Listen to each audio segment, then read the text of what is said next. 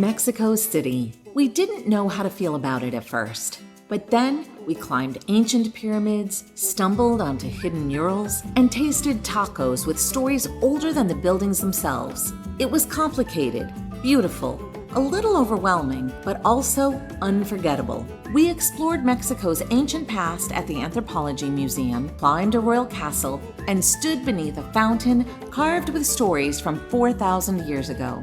In this episode, we'll show you what to see, where to eat, how easy it was to get around, and exactly what we spent.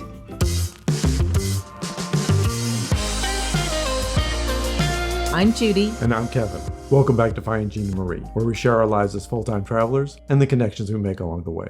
Rain greeted us when we arrived in Mexico City late in the evening. Not the warmest welcome, but Cafe Nin has a covered patio, was open late, and served cappuccino. That always makes us happy. The food here was a bit upscale, but I had the most amazing grilled cheese sandwich with andouille sausage. It was the perfect mix of spicy and comforting and surprising. This is what Mexico City felt like to us. We based ourselves in Roma, Norte, in one of the largest accommodations we've ever stayed in.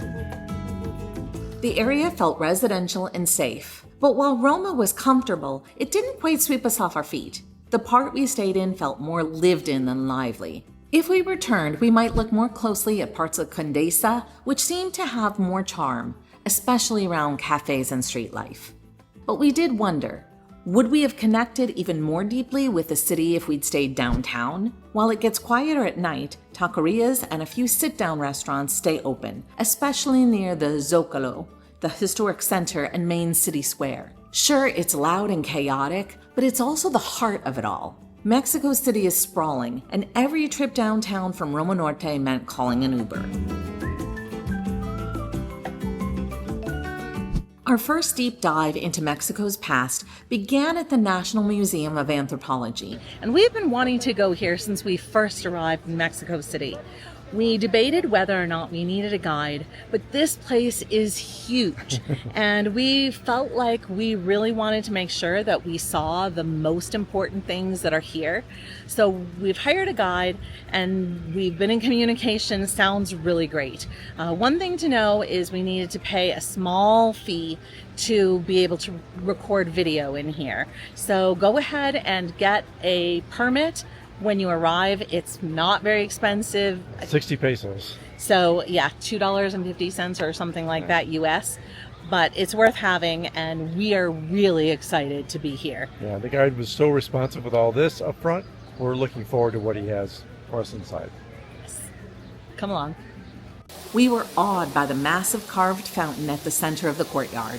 It blends earth, sky, and human history into one striking centerpiece.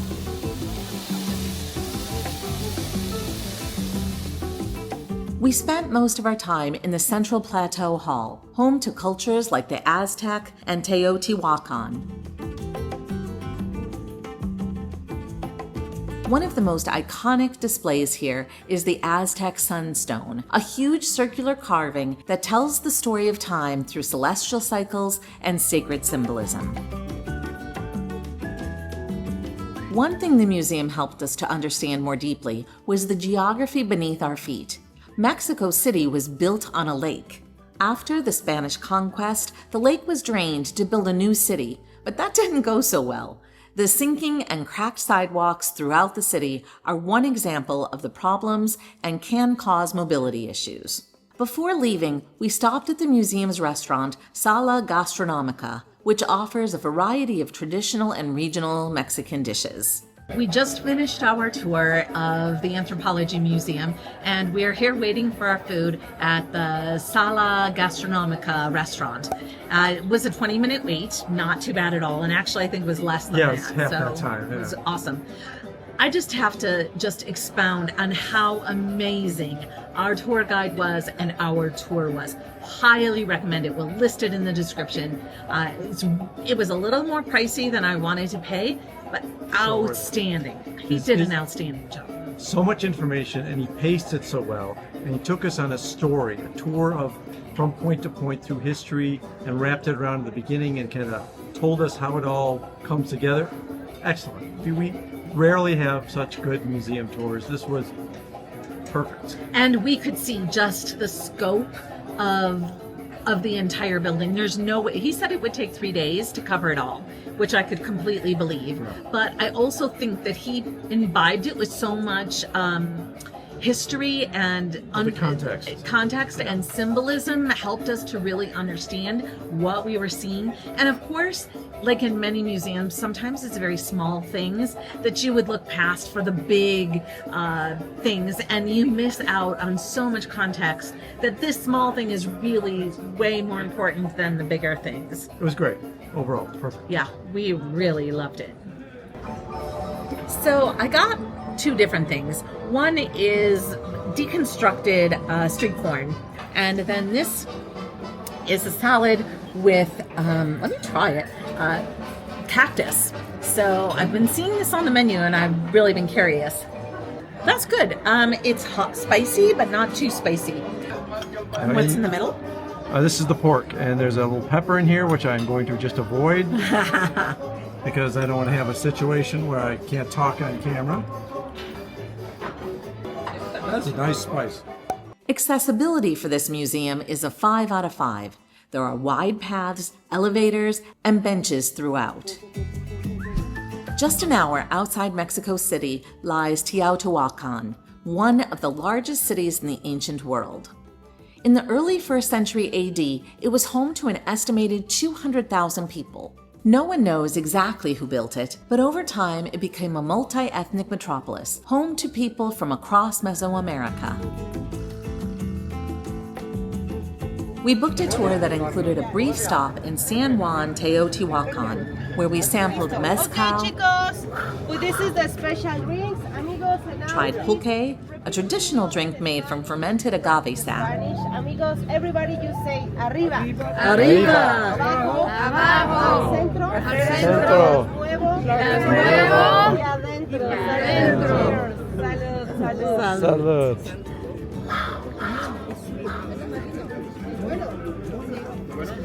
Don't like it?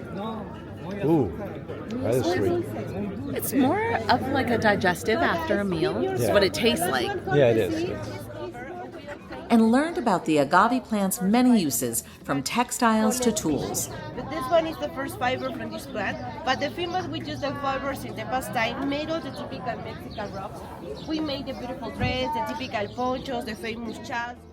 We walked the Avenue of the Dead, passed by the pyramids, and stood where people once gathered to track stars, trade obsidian glass, and honor their gods. The Pyramid of the Sun is the 3rd largest pyramid in the world. Nearby, the Pyramid of the Moon and the Temple of the Feathered Serpent still showcase intricate carvings and traces of murals, powerful reminders of the city's spiritual and cultural life. Our guide explained that Teotihuacan eventually declined, possibly due to deforestation, water shortages, or internal unrest. Centuries later, the Aztecs discovered its ruins and named it the place where the gods were created. We'd give this site a mobility rating of 3 out of 5. Some paths had ramps, but others were uneven. The pyramids are steep and don't have railings. The views from the base were still powerful even if you can't climb stairs. If you're enjoying this episode, it really helps our channel if you take a second to subscribe. Thanks. So we're here in historic downtown Mexico City, and we booked a tour to see a bunch of the sites, including some of the famous murals. We're looking forward to exploring as much as possible. And we got a really nice day for it, so we're looking forward to the beautiful sights on a beautiful day. I think there's also supposed to be a taco in our future, so we'll be curious to see what that tastes like here too. We booked a tour on Airbnb Experiences with Miguel, and we highly recommend it.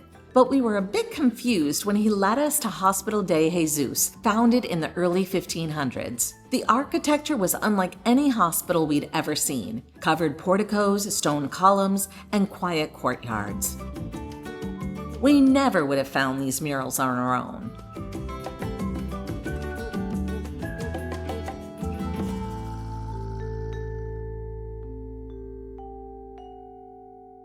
Next was the Secretariat of Public Education, a sprawling 3-story building in the heart of the city.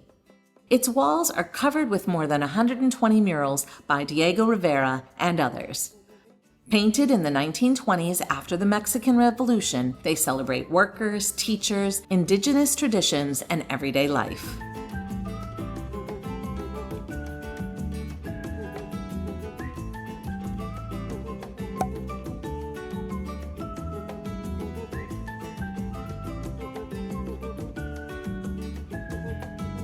One of the places that left the biggest impression on us was the historic city center. The architecture is stunning. It's a mix of neoclassical, Baroque, and Art Deco. Steps from the Zocalo are the foundations of Templo Mayor, once the spiritual heart of the Aztec Empire, honoring the god of war and the god of rain. Right across the plaza is the Metropolitan Cathedral, built with stones from those very temples. It's one of the oldest in the Americas, and over time it's sunk so unevenly you can feel the tilt under your feet. This is like the Tower of Pisa, but St. Philip's Church. Yeah, but in two directions. Sure. The floor is tilted left, the column is tilted to the right. Yeah. Oh, that's interesting. We just explored grand murals and ancient ruins, but one of the most memorable parts of our trip was something far simpler and much tastier. Miguel introduced us to Canasta tacos. These simple tacos trace back to silver mining towns and were a way for communities to provide a warm, portable, nourishing meal during long workdays that also kept up the miners' spirits. What makes them unique is that they are prepared in bulk and kept warm in baskets lined with cloth towels. There are scattered condiment tables with huge vats of carrots and jalapenos, shredded lettuce, and guacamole. In Mexico City and in the US, we paid a lot for guacamole, so seeing vats of it for free, especially with tacos costing only $1 a piece, was pretty impressive.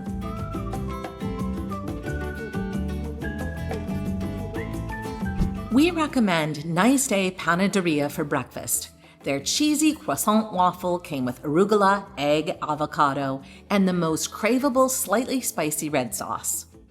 We met up at Taqueria Orinoco with Steph and Chris from 388 Days. If you aren't following them, you should. They have great content. Restaurante Tecotl's tacos and guac were upscale refined, but this was definitely a splurge meal. They said that these were small and that we should get 4 per person. Yeah. And it looks like nori versus It is. tortillas. This is their fusion tacos. I miss a tortilla a little bit, but the taste here is really good. Nice kick to it. That spice is perfect for this. As it's hard, it's turning into a crispy shell. And that hot sauce has a kick. I think it's quite good. Not far from the Anthropology Museum is Chapultepec Hill, home to the only royal castle in the Americas. Chapultepec Castle has served as the royal residence, as a military academy, and home to several Mexican presidents. The National History Museum is also inside. The walk-up is about 1 kilometer and steep with long lines, especially on Sundays when admission is free for residents. We made that mistake and we don't recommend it. It was still manageable but very crowded. Inside, we wandered through lavish halls and saw patriotic murals. But the view is what really got us. From this high point in Chapultepec Park, the city stretches out in every direction. Accessibility here is mixed. Some areas have ramps or level paths, but cobblestones and stairs are common. We give it 2.5 out of 5. So we're heading back from the castle, and the Chapultepec Forest has a history that's over 3,000 years old. In fact, in the pre-classic period, they found ceramics and stuff from 2,500 years ago, which I think is pretty impressive. It's beautiful here, so it's well worth a visit. But it is a climb. I mean, we're going downhill now, so it's fun. Downhill's fun, but going uphill, and there's a lot of people coming uphill. So time it well.